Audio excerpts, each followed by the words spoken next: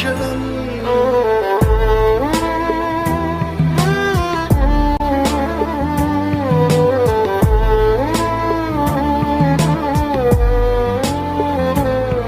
నేనే దారిలో వెళ్ళినా ఏ అడ్డు నన్నాపినా నీ వెంట నేనున్నానని నన్ను నడిపించిన నాన్నకు ప్రేమతో నాన్నకు ప్రేమతో నాన్నకు ప్రేమతో అంకితం నా ప్రతి క్షణం.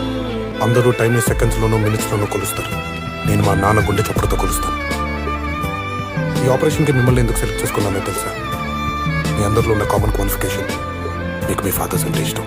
ఏ తప్పునే చేసినా తప్పటడుగు